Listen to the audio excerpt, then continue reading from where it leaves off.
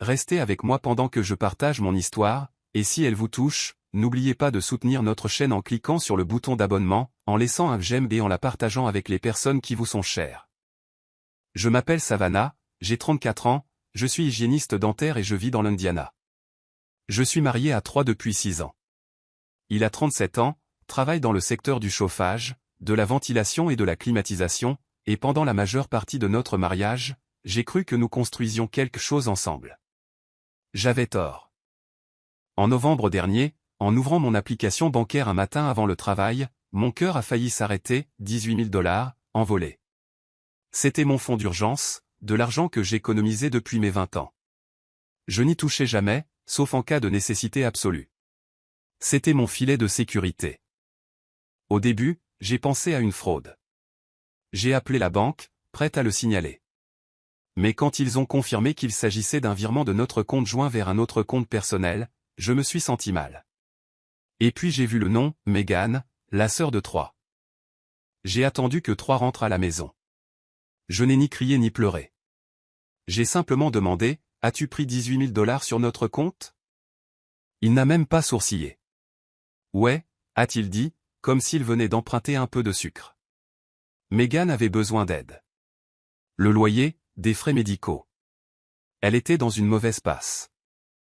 Je l'ai juste regardé, fixement. « Tu ne m'as même pas demandé. » Il a levé les yeux au ciel. « Tu économises toujours de l'argent comme si nous étions au bord du gouffre. » C'est la famille, Savannah. Je n'en revenais pas. Pas d'excuses. Pas d'explications. Juste des prétextes. Il a agi comme si j'exagérais, disant que je surréagissais et que j'étais trop émotive.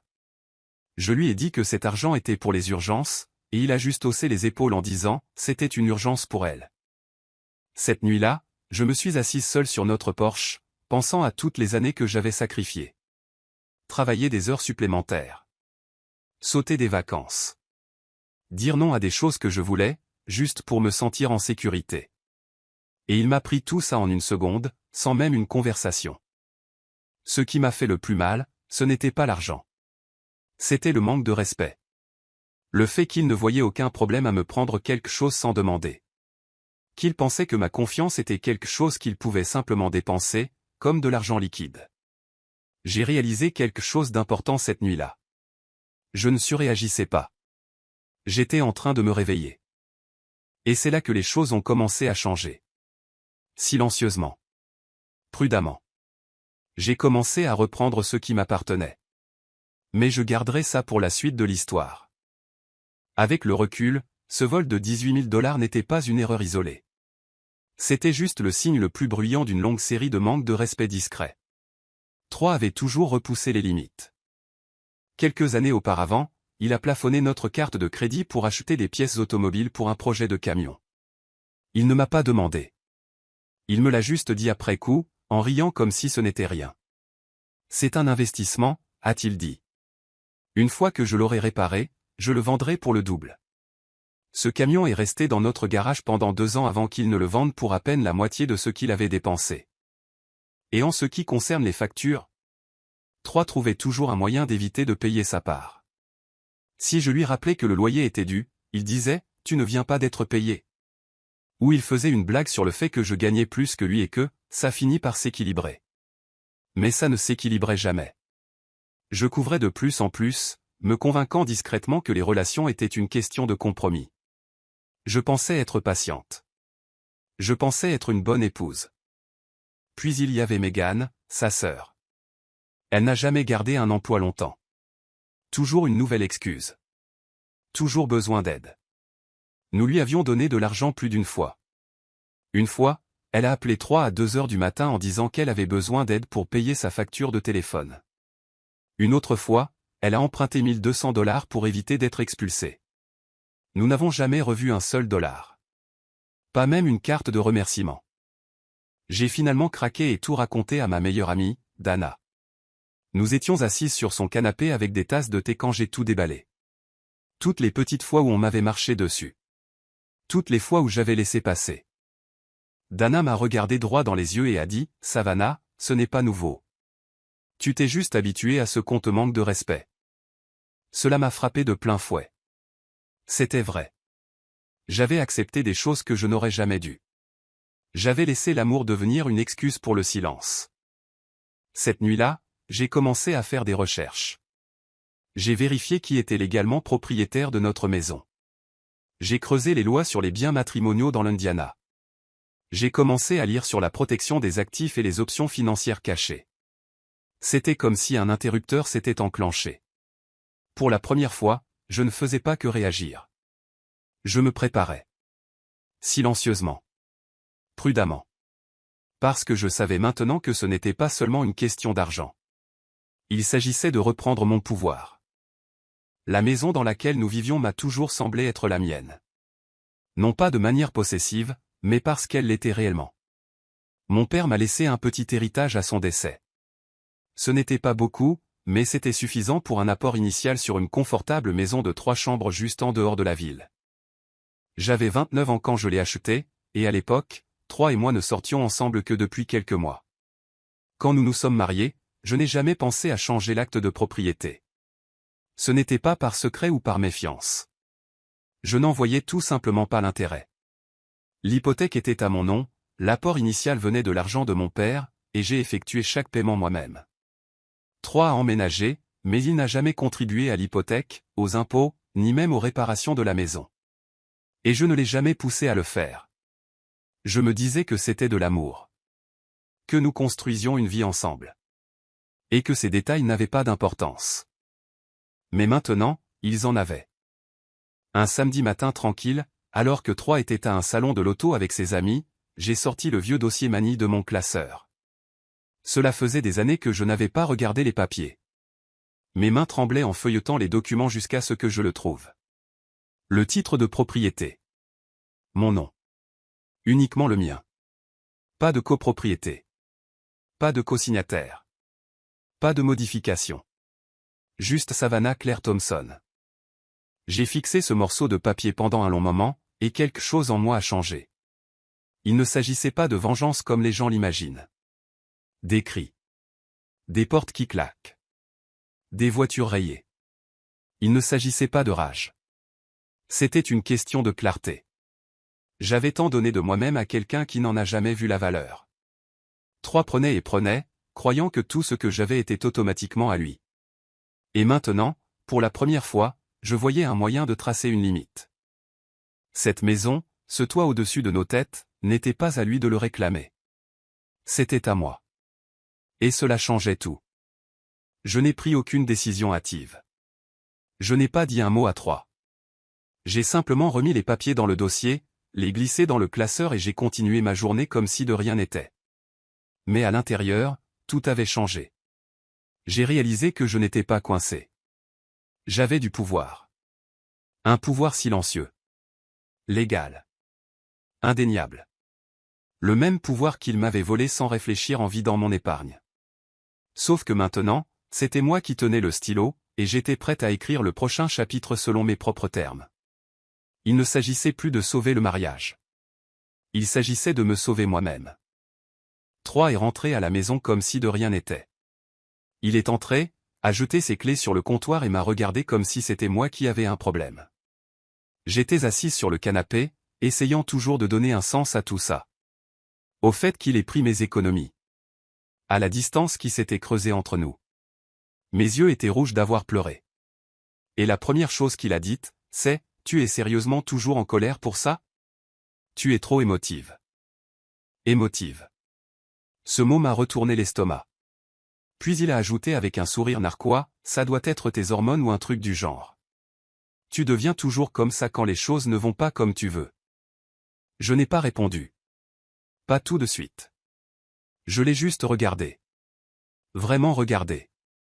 Et je me suis demandé comment j'avais pu passer à côté de ça pendant si longtemps. La suffisance. Le sentiment que tout lui était dû. La façon dont il traitait ma douleur comme un inconvénient mineur. C'était comme s'il croyait que je devais simplement passer à autre chose. Parce que lui avait décidé que ce n'était pas grave. C'est à ce moment-là que j'ai su.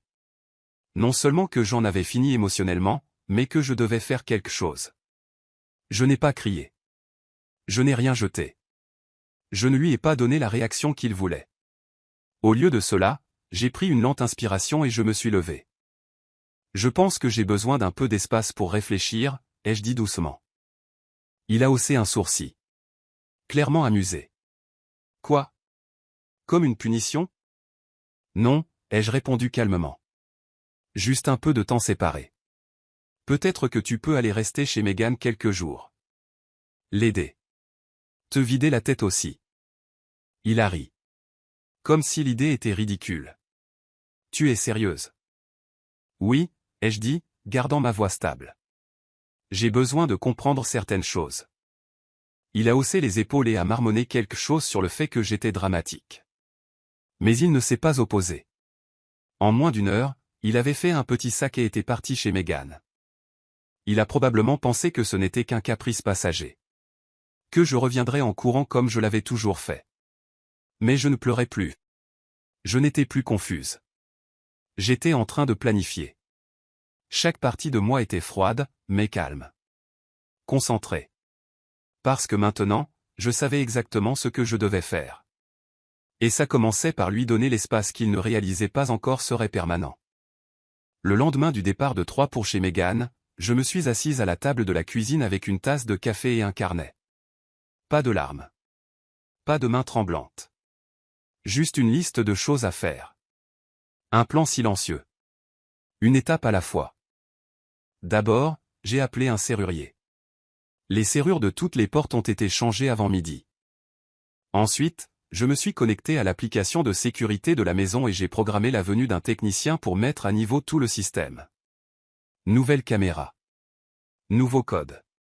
Le contrôle total, à mon nom uniquement. J'en avais fini de vivre dans une maison où je ne me sentais pas en sécurité. Même si la menace était émotionnelle, pas physique. Puis est venue la partie légale. J'ai pris rendez-vous avec une avocate que j'avais trouvée en ligne. Elle était vive, calme et directe. Je lui ai montré l'acte de propriété de la maison, qui était toujours à mon seul nom. Exactement comme mon père l'avait laissé à son décès. Elle a confirmé ce que je soupçonnais déjà. J'avais tout à fait le droit de faire ce que je faisais. Troyes n'avait aucune réclamation. Aucune part. Aucun pouvoir. Quand j'ai quitté le bureau de l'avocate, je n'ai ni pleuré ni célébré. Je me sentais juste stable. Comme si mes pieds étaient enfin sur un sol solide. Ensuite, je suis allé à la banque. Troyes et moi avions un compte épargne commun. Il n'y restait pas grand-chose. Il l'avait déjà presque vidé en prenant mes 18 000 $. Mais j'ai transféré ce qui restait sur un tout nouveau compte à mon seul nom. J'ai aussi fait virer mon salaire sur ce nouveau compte. Toute trace de finances partagées. Disparu. Puis je me suis mise à emballer ses affaires. Troyes ne possédait pas grand-chose d'important. Ses vêtements, ses outils, ses jeux vidéo. Tout est allé dans des boîtes. J'ai loué un box de stockage au nom de Megan. Mesquin? Peut-être. Mais après tout ce qu'il lui avait donné à mes dépens, cela me semblait approprié. Je n'ai rien jeté. Je n'ai rien cassé ni endommagé. J'ai juste tout emballé proprement. Étiqueté chaque boîte. Et je les ai placés avec soin dans le box.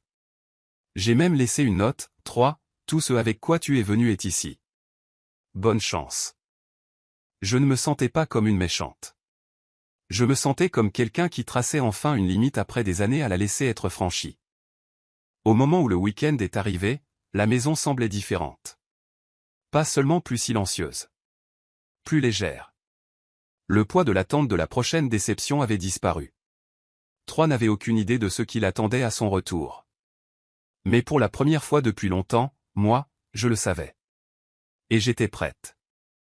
Troyes est rentré un dimanche après-midi, portant son sac de sport sur l'épaule comme si de rien n'était. Il s'est approché de la porte d'entrée, a essayé la poignée, et a immédiatement reculé lorsque l'alarme de sécurité a émis un bip sec. Puis il a remarqué la nouvelle caméra au-dessus de la porte. Il s'est penché, plissant les yeux vers elle, confus. Je l'observais depuis le salon, téléphone en main, déjà connecté au haut-parleur de la caméra. « Salut, Troyes, ai-je dit, ma voix calme. Tu ne vis plus ici. » Il s'est figé. « Savannah, de quoi tu parles ? » Ouvre la porte. « Non, ai-je répondu simplement. C'est ma maison. Tu ne vis plus ici. Il a ri comme si je plaisantais. Allez, chérie. Arrête de déconner. Je viens de conduire 3 heures. J'ai coupé le haut-parleur et j'ai glissé une enveloppe manie par la fente de la boîte aux lettres. Il l'a fixée une seconde, puis l'a ramassée. À l'intérieur, il y avait tout. La preuve que la maison était à mon seul nom, les documents de mon avocate, l'avis de son expulsion, et une copie de l'ordonnance restrictive que je me préparais à déposer s'il ne partait pas pacifiquement. Je l'ai regardé feuilleter les papiers. Son sourire narquois s'est rapidement effacé. La confusion a fait place à l'incrédulité, puis à la rage. Il s'est de nouveau approché de la porte, criant maintenant. « Tu es sérieuse? Tu me mets dehors? Après tout ce que j'ai fait pour toi. » J'ai réactivé le haut-parleur. « Tu n'as pas demandé avant de prendre mon argent, 3. Tu ne m'as pas respecté. Tu ne t'es même pas excusé. Alors non, tu ne peux plus vivre ici. Tu as choisi Megan plutôt que moi. Laisse-la te trouver un endroit où rester. » Il a frappé la porte avec son poing. « C'est de la folie, Savannah. Tu agis comme une folle. » Je suis restée silencieuse.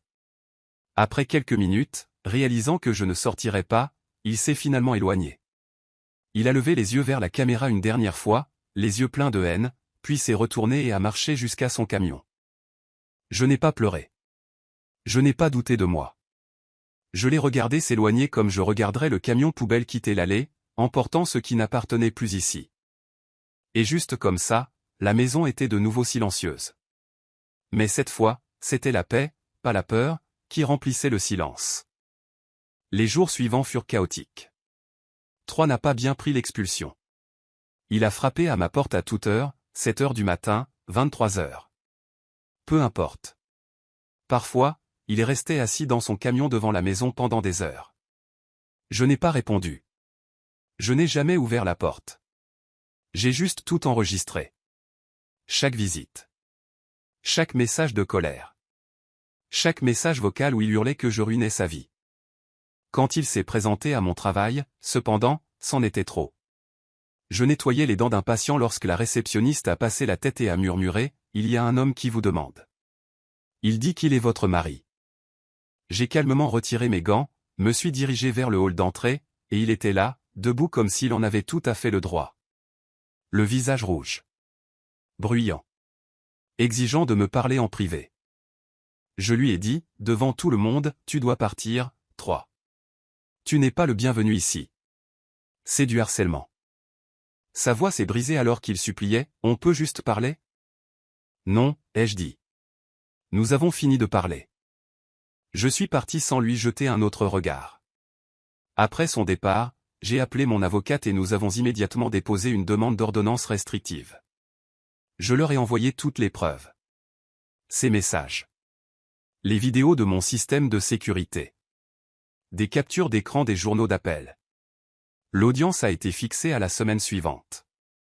Pendant ce temps, Megan a commencé à m'envoyer des SMS aussi. Au début, c'était faussement gentil. Et, je sais que tu es en colère, mais 3 essayaient juste de m'aider. S'il te plaît, ne t'en prends pas à lui. La famille, ça s'entraide. Je n'ai pas répondu. Puis les messages sont devenus culpabilisants. J'ai des enfants, Savannah. Tu leur fais subir tellement de stress. Tu sais que je n'ai personne d'autre. Cette partie m'a touché plus que je ne l'aurais cru. Parce que je me suis souvenu de ce jour, l'année dernière, où j'avais acheté un gâteau d'anniversaire pour son fils. Elle n'avait pas d'argent, alors j'avais décoré l'appartement, emballé sa petite voiture jouée dans du papier rouge brillant et apporté des ballons. Je l'avais fait parce que ça me faisait de la peine. Parce que je pensais que nous étions tous une famille. Mais je vois maintenant qu'ils ne m'appellent famille que lorsqu'ils ont besoin de quelque chose. Jamais quand j'ai besoin de respect, de soutien, ou même de décence élémentaire. Cette nuit-là, j'ai bloqué Megan. J'ai bloqué tous les numéros de 3. Et puis, j'ai changé le mien. Je n'étais plus en colère. J'en avais juste fini. Fini d'être culpabilisé. Fini d'être utilisé. Fini de prétendre que l'un d'eux m'ait jamais vu comme autre chose qu'un portefeuille en blouse. Ils m'ont montré exactement comment ils traitent les gens qui ont des limites. Alors j'ai rendu les miennes infranchissables. Le premier matin 103 fut silencieux. Pas le genre de silence qui vous serre la poitrine, mais celui qui ressemble à une profonde inspiration après l'avoir tenu trop longtemps. Je me suis réveillé seul dans mon lit, et pour la première fois depuis des années, je n'ai pas ressenti d'appréhension ou de tension en m'attendant. Pas de remarques passives-agressives. Pas de marche sur des œufs. Juste moi. Juste la paix. J'ai fait du café et je me suis assise près de la fenêtre. La lumière semblait différente, d'une manière ou d'une autre. Plus douce. J'ai réalisé que je n'avais pas remarqué la façon dont le soleil du matin frappait le comptoir de la cuisine depuis des années. J'avais été trop occupé à essayer de gérer le chaos de quelqu'un d'autre. Le même jour, je suis allé à la quincaillerie et j'ai choisi de la peinture pour la chambre. Un vert pâle apaisant. Quelque chose de frais. Quelque chose qui ne me rappelait pas l'énergie bruyante de Troie. C'était symbolique. Recommencer avec de la couleur. J'ai sorti tous les meubles qu'il avait choisis. La lourde commode sombre. L'énorme fauteuil en cuir qu'il insistait pour garder dans la chambre pour regarder le sport. Je l'ai vendu en ligne à bas prix juste pour m'en débarrasser plus vite. Puis j'ai installé une bibliothèque que j'avais gardée en boîte dans le garage pendant des années parce que Troie détestait le désordre. Je l'ai remplie avec les romans que j'aimais avant d'oublier que j'avais le droit d'avoir des passe-temps. Cette nuit-là, en réarrangeant la pièce, j'ai trouvé un de mes vieux carnets de croquis. Je n'avais pas dessiné depuis si longtemps. J'ai feuilleté les pages, et les larmes sont venues. Pas de tristesse, mais d'une libération profonde et totale. Je me suis assise là, par terre, et je me suis laissé pleurer. Il ne s'agissait pas de regretter Troie. Il s'agissait de me manquer à moi-même. Le moi que j'avais fait taire, caché et ignoré pour que quelqu'un d'autre soit à l'aise. J'ai allumé une bougie et ouvert la fenêtre. La brise est entrée, et pour une fois, elle n'apportait pas de tension ou de souvenirs que je voulais effacer. Elle était juste pure. La maison n'était pas vide. Elle était enfin mienne. Chaque centimètre carré racontait maintenant mon histoire, pas la sienne. Et chaque moment passé dedans me rappelait que la paix n'est pas bruyante. Elle est stable. Elle est douce. Et je l'avais méritée.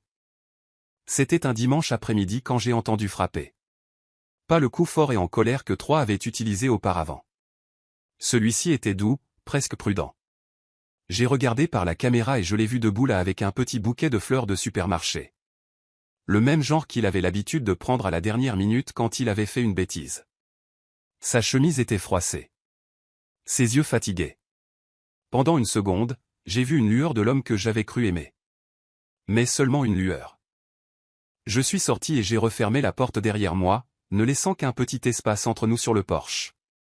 Je ne l'ai pas invité à entrer. Je n'étais même pas sûr d'avoir besoin d'entendre ce qu'il avait à dire. Mais je me suis dit que la conclusion n'était pas pour lui. Elle était pour moi. Savannah, dit-il doucement. J'ai tout gâché. Je sais. Je suis désolé. Je n'aurais pas dû prendre ton argent. Je n'aurais pas dû mentir. C'est juste que... Je pensais aider ma sœur. Et je pensais que tu comprendrais. Je n'ai rien dit. Je l'ai juste regardé. Les bras croisés. Le cœur calme mais sur ses gardes. Il a continué. Tu me manques. Nous me manquons. Tu ne méritais pas la façon dont je t'ai traité. Je me suis juste laissé emporter par tout et je sais que j'avais tort. On peut parler? On peut essayer de nouveau. J'ai regardé les fleurs. Elles commençaient déjà à se faner sur les bords. Tout comme notre mariage. Joli de loin. Mais s'estompant rapidement une fois qu'on y regarde de plus près. Toujours calme. J'ai pris une lente inspiration et j'ai dit, tu n'as pas seulement pris mon argent, Troie. Tu as pris ma confiance. Et ça, c'est quelque chose que je ne prêterai plus jamais. Il a cligné des yeux. Pris au dépourvu par mon ton. Pas de cri. Pas de supplication. Juste la vérité. Je t'ai donné tellement de chance, ai-je continué. Je suis resté à tes côtés même quand tu ne le méritais pas. Et pourtant, tu as continué à te choisir. Ton confort. Ton ego. Ta sœur. Au détriment de notre partenariat. Au détriment de moi. Il a essayé de dire autre chose mais j'ai secoué la tête. Je ne suis plus en colère, ai-je dit. J'en ai fini. Ce n'est pas de la haine. C'est la paix. Et je vais la protéger. J'ai reculé et j'ai doucement fermé la porte. Sans la claquer. Juste assez pour qu'il sache que c'était définitif. À travers le Judas, je l'ai vu rester là un moment de plus. Tenant les fleurs comme si elles pouvaient soudainement avoir de l'importance. Mais elle n'en avait pas. Et lui non plus. Plus maintenant. 6 mois plus tard. Ma vie est complètement différente. Plus calme. Plus tranquille. Et d'une certaine manière, plus lumineuse. J'ai rencontré quelqu'un. Il s'appelle Eli. Il ne ressemble en rien à Troy. Il est doux. Attentionné. Et n'essaie jamais de parler plus fort que moi. Ou de me faire sentir petite. Mais je ne me précipite pas. Nous faisons de longues promenades. De longues discussions. Et nous rions de choses idiotes. Je lui ai dit que je suis encore en train de guérir. Et il a simplement hoché la tête et dit, « Prends ton temps. Je ne vais nulle part. » Cela seul ressemblait à un nouveau départ. Mes économies se reconstruisent lentement mais sûrement. Chaque compte. Chaque actif. Chaque bout de papier. Tout est à mon nom maintenant. Je sais où se trouve chaque dollar. Et je n'ai plus à me justifier auprès de quelqu'un qui me voit comme un plan de secours au lieu d'une partenaire. Ce n'est pas seulement de la sécurité. C'est de la liberté. La maison est enfin mienne. De bien des manières au-delà du simple aspect légal. J'ai planté des fleurs devant. J'ai peint le salon en vert sauge doux. Il y a un coin lecture près de la fenêtre. Avec une couverture douillette. Et une lampe. Qui dégage une lueur chaude le soir. On ne dirait plus notre maison. On dirait mon foyer. Parfois, les gens pensent que la vengeance doit être bruyante ou désordonnée. Mais j'ai appris quelque chose de différent. La vengeance peut être silencieuse. Elle peut être un progrès discret. Elle peut ressembler à un réveil sous la lumière du soleil, pas sous le stress. Elle peut consister à peindre sa chambre d'une couleur qui vous fait sourire. Elle peut consister à siroter du vin sur son porche sans que personne ne crie ou ne claque des portes à l'intérieur. Elle peut être la paix. Je ne pense plus beaucoup à Troy. Quand j'y pense, ce n'est pas avec colère. C'est juste un rappel de qui j'étais. Quelqu'un qui tolérait des choses qu'elle aurait dû fuir plus tôt. Mais je ne suis plus cette femme maintenant. Maintenant, je suis assise sur mon porche. Pieds nus. Avec un verre de vin à la main. Et de la musique qui joue doucement à travers la moustiquaire. Le ciel vire au doré. La brise est douce. Et le silence est tout ce pourquoi je priais autrefois. Je suis enfin chez moi. Dans tous les sens du terme. Pensez-vous que Savannah a fait le bon choix en fermant définitivement la porte à Troy? Ou aurait-elle dû lui donner une autre chance? Dites-moi ce que vous en pensez dans les commentaires. J'adorerais connaître votre avis. Et si vous aimez les histoires comme celle-ci, n'oubliez pas de vous abonner et d'activer la cloche de notification pour n'en manquer aucune.